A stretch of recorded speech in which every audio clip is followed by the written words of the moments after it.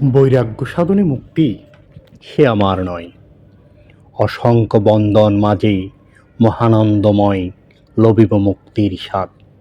এই বসুধার মৃত্তিকার পাত্রখানি বরি বারংবার তোমার অমৃতের ডালি দিব অবিরিত নানা বর্ণ গন্ধময়।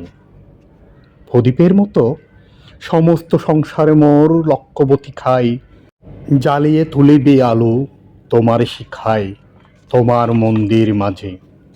ইন্দ্রয়ের দ্বারে রুদ্র করি যোগাসনে সে নহে আমার, যে কিছু আনন্দ আছে দৃশ্যে গন্ধ পানে তোমার আনন্দ রবে তার মাঝখানে।